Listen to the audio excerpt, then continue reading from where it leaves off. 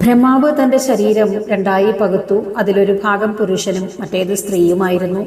അവരെ സ്വയംഭവമനുവെന്നും ശതരൂപയെന്നും വിളിച്ചു വന്നു. സ്വയംഭവമനു ജനിച്ചയുടൻ ബ്രഹ്മാവിൻ്റെ അടുത്ത് ചെന്ന് ഇപ്രകാരം പറഞ്ഞു: ഞാൻ എന്താണ് ചെയ്യേണ്ടതെന്ന് അവിടുന്ന് കൽപ്പിച്ചാലും. തൻ്റെ പുത്രൻ്റെ വാക്ക് കേട്ട് ബ്രഹ്മാവ് വളരെയധികം സന്തോഷിച്ചു. പ്രജാസൃഷ്ടി തുടർന്നു പോകണമെന്ന് ബ്രഹ്മാവ് ആവശ്യപ്പെട്ടു. ഞാനത് ചെയ്തു കൊള്ളാം എന്ന് സ്വയംഭവമനു സമ്മതിക്കുകയും ചെയ്തു. എന്നാൽ അദ്ദേഹം പറഞ്ഞു: മഹാപ്രളയകാലത്തെ വെള്ളത്തിൽ ഭൂമി താഴ്ന്നു കിടക്കുകയാണ്. സൃഷ്ടികർമ്മത്തിൻ്റെ ഭാരമേൽക്കാൻ ഞാൻ തയ്യാറാണ്. എന്നാൽ എൻ്റെ സൃഷ്ടികളെല്ലാം എവിടെ വസിക്കണമെന്ന് ചൂണ്ടിക്കാണിച്ചു തന്നാലും ഭൂമിയെ തിരിച്ചു കിട്ടാൻ സാധിക്കുമെങ്കിൽ അങ്ങയുടെ അഭീഷ്ടം സാധിക്കാൻ ഞാൻ ശക്തനാകും. ഇത് കേട്ട് ബ്രഹ്മാവ് അമ്പരന്നു. അദ്ദേഹം സ്വയം ഇങ്ങനെ ആലോചിച്ചു: ഭൂമിയെ പാതാളത്തിൽ നിന്നും കൊണ്ടുവരുന്നതെങ്ങനെ? സൃഷ്ടികർമ്മം നടത്തുന്നതെങ്ങനെ? നാരായണ, അങ്ങ് സൃഷ്ടി ചെയ്യാൻ എന്നോട് കൽപ്പിച്ചു. ഈ വിഷമപ്രശ്നത്തിന് ഒരു വഴിയുണ്ടാക്കാൻ അങ്ങേക്കേ കഴിയൂ.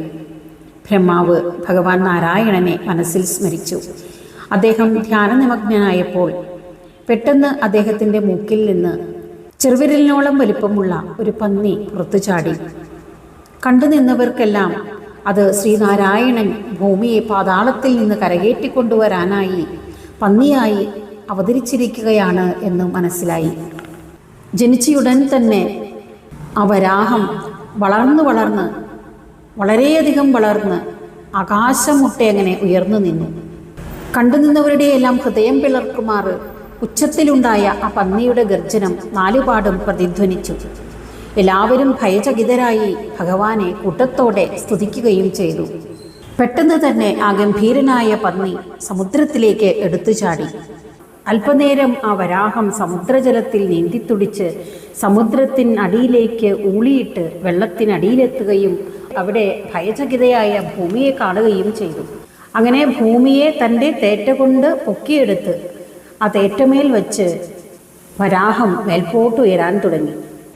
മേൽപോട്ടുള്ള വരാഹത്തിൻ്റെ അഗതി വളരെ സാവധാനമായിരുന്നു. ഹിരണ്യാക്ഷൻ എന്ന അസുരൻ വരാഹമൂർത്തിയുടെ ആ വരവിനെ തടയാൻ ശ്രമിച്ചു. ഹിരണ്യാക്ഷനെ കൊന്ന് തടസ്സം നീക്കി വരാഹം മേൽപോട്ട് ഉയർന്നു വന്നു. ബ്രഹ്മാവും സനകാദികളും മരീചിയാദി മഹർഷിമാരും ശ്വാസമടക്കി കാത്തുനിന്നു. അങ്ങനെ അവർ നോക്കി നിൽക്കുമ്പോൾ ഭൂമി പൊങ്ങി വരുന്നത് അവർ കണ്ടു. വരാഹം തൻ്റെ തേറ്റകളിൽ ഭൂമിയെ താങ്ങി നിർത്തിയിരുന്നു. തൻ്റെ തേറ്റകൾ കൊണ്ടുണ്ടായ വിള്ളലിൽ വരാഹം ഭൂമിയെ സ്ഥാപിച്ചുറപ്പിച്ചു. ബ്രഹ്മാവും മറ്റുള്ളവരും വരാഹമൂർത്തിയെ യജ്ഞസ്വരൂപനായി ഇപ്രകാരം സ്തുതിച്ചു: ദേവന്മാരിൽ ദേവനായി യജ്ഞൻ എന്ന രൂപത്തിൽ എല്ലാവരാലും അങ്ങ് ആരാധിക്കപ്പെടുന്നു. അങ്ങയുടെ രൂപം 4 വേദങ്ങളാണ്. വരാഹരൂപം പൂണ്ട നാരായണനെ ഞങ്ങളിതാ വന്ദിക്കുന്നു. അങ്ങയുടെ ത്വക്ക് ഗായത്രിയും മറ്റു ഛന്ദസ്സുകളുമാണ്. അങ്ങയുടെ ദേഹത്തിലെ രോമത്തിന് ബഹിർസ് എന്ന് പറയുന്നു. അങ്ങയുടെ കണ്ണുകൾ ആജ്യങ്ങളാണ്. ചാതുർഹോത്രം എന്ന ചടങ്ങ് അങ്ങയുടെ 4 കാലുകളാൽ ഉണ്ടാക്കപ്പെട്ടതാണ്. അദ്ദേഹത്തിൻ്റെ ശരീരത്തിൻ്റെ ഓരോ ഭാഗങ്ങളെയും യജ്ഞം ചെയ്യാനുള്ള ഓരോ ഉപകരണങ്ങളായി താരതമ്യപ്പെടുത്തുകയും സ്തുതിക്കുകയും ചെയ്തു. ഞങ്ങൾ അങ്ങയോട് കൃതജ്ഞതയുള്ളവരാണ്. അങ്ങയുടെ തേറ്റയാൽ ഉദ്ധരിക്കപ്പെട്ട ഭൂമി വളരെയധികം സൗന്ദര്യവതിയായി കാണപ്പെടുന്നു. സൃഷ്ടിക്കപ്പെട്ടതിനെയെല്ലാം സ്ഥിതി ചെയ്യേണ്ടതായ ഭൂമി വീണ്ടെടുത്ത് തന്നതിന് ഞങ്ങൾ അങ്ങയെ വന്ദിക്കുന്നു. അങ്ങയുടെ ചുറ്റും അങ്ങ് ചിതറിയ വെള്ളത്തുള്ളികൾ ദേവലോകങ്ങളെപ്പോലും ശുദ്ധീകരിച്ചിരിക്കുന്നു.